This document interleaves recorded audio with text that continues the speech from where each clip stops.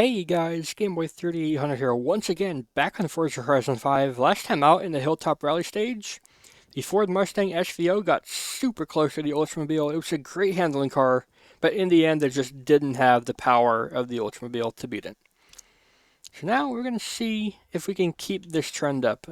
We did the last few episodes that were Fords, so I think it's time to give maybe Dodge a shot. Is there a Dodge Retro Muscle? There is technically the Viper. I'm not sure that's going to work out for us, though. I don't think the Viper could even fit in the class. I'll give it a shot, though. This would be a very odd car to have go with the V10. Default upgrades, yeah, no, it's not going to do it. Unless, like, the off-road race tires reduce PI somehow, but I doubt it.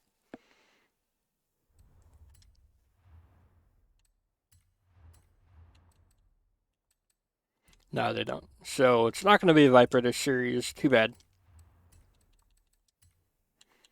So it's going to have to be a Rods and Customs vehicle next up, I think.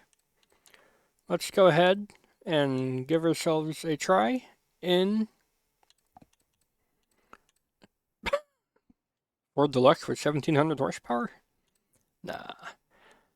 Let's go for something simple. We're going to go for the Chevy utility sedan. We're not going to use the diesel engine tune I got here. That's just hilarious. I used it for a few challenges. It's actually a stupid OP tune. But we're going to put it back to default. It's in D class.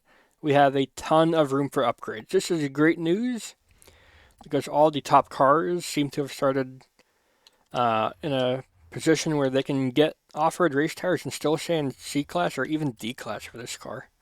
I mean, that makes sense because this car's stock engine is hot garbage. I'm probably going to want max tire widths because they're so skinny.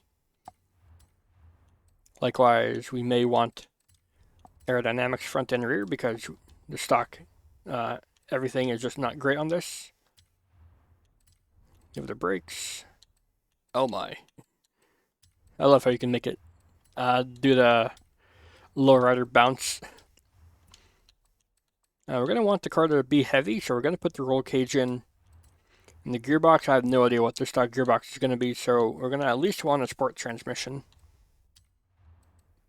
Give it a rally diff. And then stock engine, I'm not sure the stock engine's going to have enough in it. We will try, though.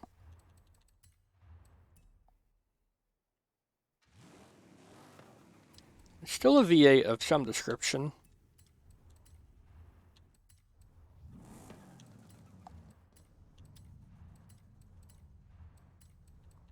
I think we're still going to be able to get to the top of B class, or maybe we're not.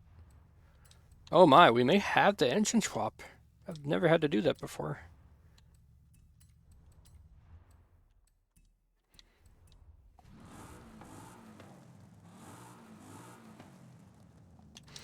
I could go for weight reduction,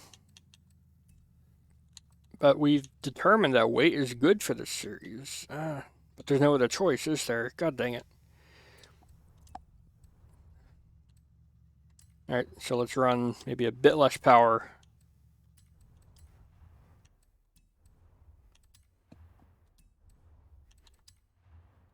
What do I want to give up on? Maybe ignition, that'll be fine. Alright, 400 horsepower on the dot, below 3,000 pounds. That's better power to weight ratio than the Holden, which held the lead for a long, long time.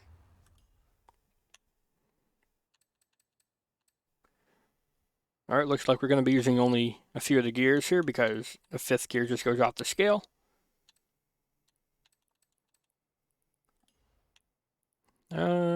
Sway bars are in a good spot already, actually, so I'm going to leave them mostly stock. And right height, we're going to actually, we're going to have to even them out. Slam the rear. Surprisingly tall riding car.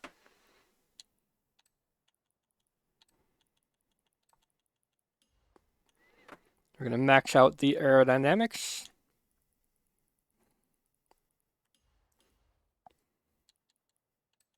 And then even out the diff just a bit here.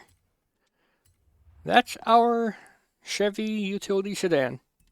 I have no idea how this is going to go. I thought we were going to have the engine swap. What are our engine options if we had to swap it out?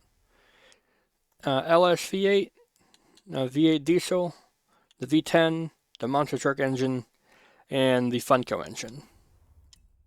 So we'd probably have to go for the LS. But yeah. Can we get... We could do that to get actual gears. How do we drive, like, outside? Can we get up and go just fine? If we can, I'll keep with the sport gearbox. Or street gearbox, I should say.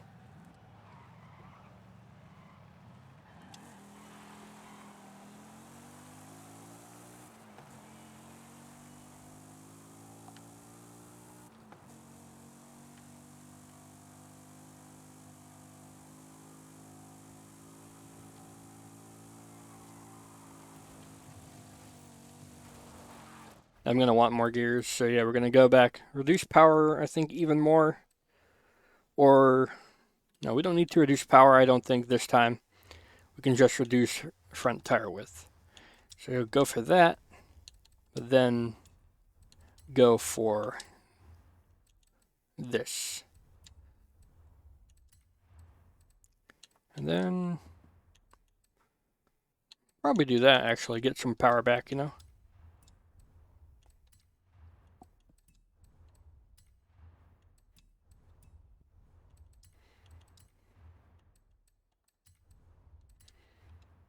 So we have quite a bit more tuning potential. This does have the 4-speed gearbox if we wanted to experiment with that in like A-Class, but for now, this should do good. More power, better gears, we should have way better get up and go.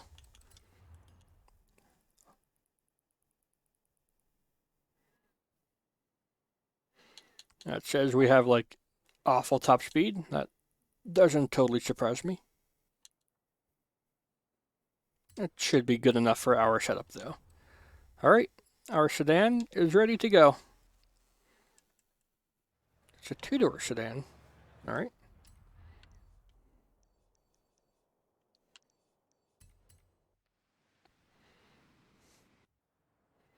I don't know why I just attributed sedan with 4-door vehicles. Maybe I'm bad. So I am at a total loss of what this car is going to do for us here.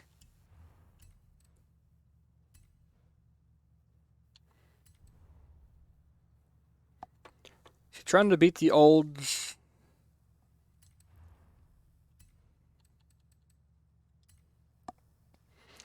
We got 400 horsepower, 460 torque isn't bad. We're below 3,000 pounds. But trying to go up against the current leader in the Tornado. 4,600 pounds, but 850 horsepower. That's gonna... Oh, I'm bad. That's gonna be a tall ask. Alright, we are still good for our rivals. And yeah, this is gonna be different. I have no idea how well this is gonna do for us. It could be wonderful. I have a feeling it's going to have some handling issues, though.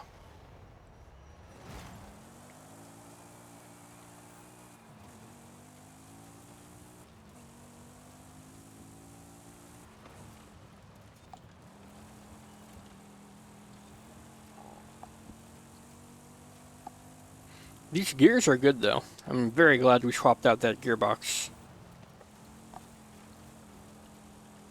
Handling is not as bad as we thought. We need to remember it's a light vehicle. I'm not sure if it's going to be as well handling as the Mustang from last episode. We can give it a good shot, though.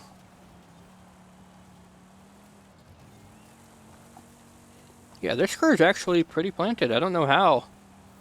Because it looks to be the same, like, wheel length, or, you know, wheelbase as the Crown Vic, and the Crown Vic was awful. To drive, at least. Great car, but awful to drive.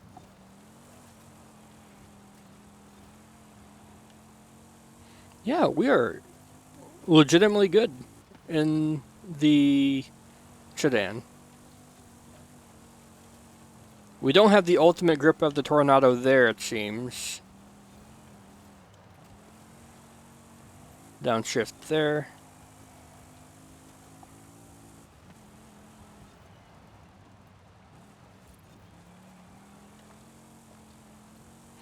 But yeah, we are closer than I thought.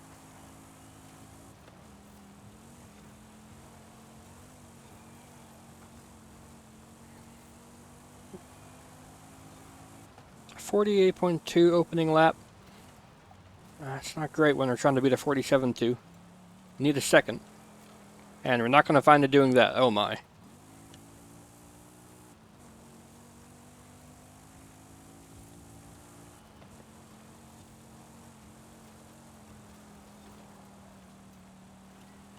Yeah, this car actually has, like, it's somehow self-stabilizing. Once you start turning, the revs die down a bit, and then it actually gets less oversteer, but then it just kind of pushes itself through the corner into a bit of understeer. Understeer is more controllable than oversteer, though. I don't know how we oversteered that first hairpin, but I can try not to do that this time around.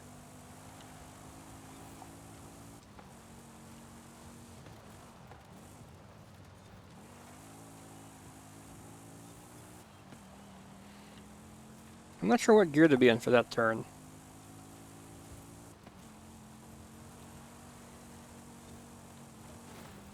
Oh. Well, that's unfortunate. I thought I had a good turn there. Then the wall killed my turn. Once you hit a wall, you just straight shot, and then you can hit another wall even easier. Good turns there. Won't be enough. We have one more lap to go. I'm gotten used to the track again, so we're bringing it back down to 5 laps for this car and the upcoming cars.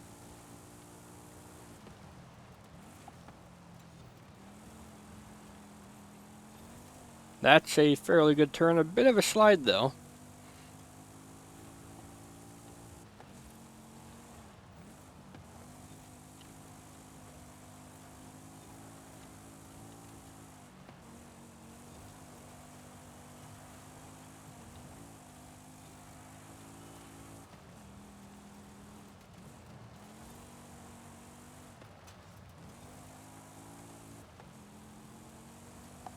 Now, the Oldsmobile is very composed to all of this, and it's going to have the speed on us down the straight. Well, the Chevy did way better than I thought. 48.2 is its best time, though. It's not going to beat even the Mustang from last episode. But it did better than I thought. It at least did better than the Crown Vic. To be fair, I don't think we could have gotten too much worse than the Crown Vic. The Crown Vic was just so slidey and unstable.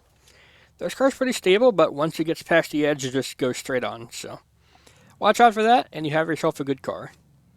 That's going to be it for this episode. If you guys enjoyed, you can leave a like, favorite, comment, share, and of course, don't forget to subscribe as well. Thanks, Gambia. I'll see you all in the future.